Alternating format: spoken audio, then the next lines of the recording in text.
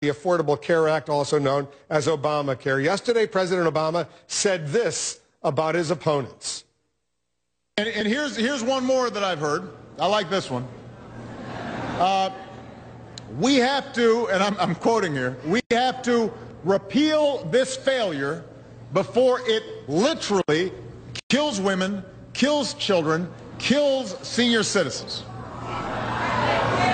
Now, I have to say that one was from 6 months ago. I just want to point out we still have women, we still have children, we still have senior citizens.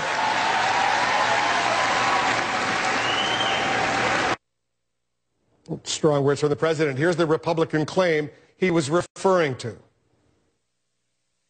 The American people, especially vulnerable women, vulnerable children, vulnerable senior citizens, now get to pay more and they get less. That's why we're here. Because we're saying, let's repeal this failure before it literally kills women, kills children, kills senior citizens. Let's not do that. All right, joining us is the Republican Congresswoman who said those words, Michele Bachmann. Thanks so much for coming in. Thank you. All right, you really believe if this law, and it is a law, passed by the House, passed by the Senate, signed into law by the President, approved by the Supreme Court, goes into effect, that women, seniors, children are going to die? That's the greatest fear that Americans have. And the president got a big applause line when he made that statement.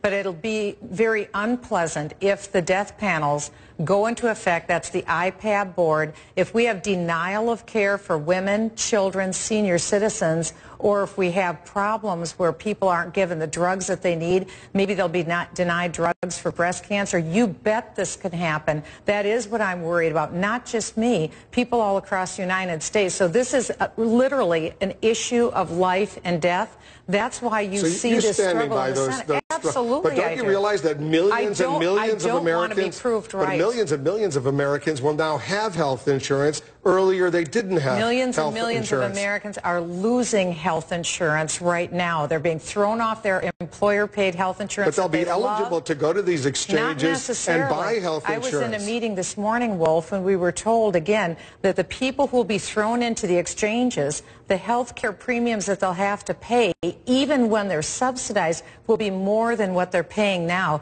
So I firmly believe that we could see that more people are actually going to be negatively impacted by ObamaCare than help. Just the opposite of what the president's hopes were. Well, let's go through some of these points, and you tell me if you think it's good or bad. Is it good or bad that children can now be on their parents' health insurance policies until they reach the age of 26? Well, these are benefits that are being done now, privately contracted in the private sector. But that's part of Obamacare. But again, what we're talking about is that good or bad?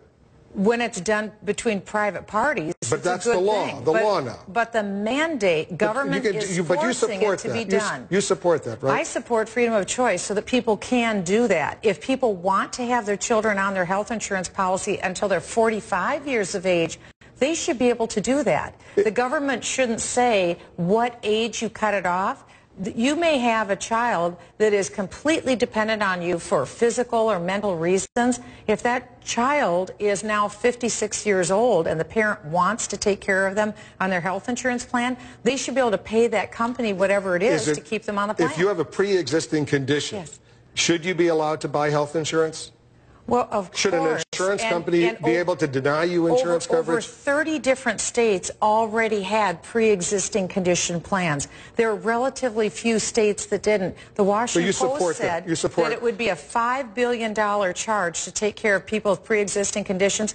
I would put my name on the government check to pay $5 billion every year to help people with pre-existing conditions make sure they have health insurance. Should there be a cap how much an insurance company can provide, and at one point, if let's say you're very, very ill, you get cut off? Well, the laundry list that you're going through... This is all part of Obamacare. Right, the laundry list that you're going through, what your premise is that government must mandate it. I don't agree that government must mandate it. But they have. It's the law now. And that's what I don't agree with. I don't agree with the mandate. So if you don't like the law, there are ways to try to change it, but you don't have the votes, as we just saw in the Senate. But what I believe is that people need the freedom to buy what they want and buy what they can contract. And various states over the years have tried to deal with things like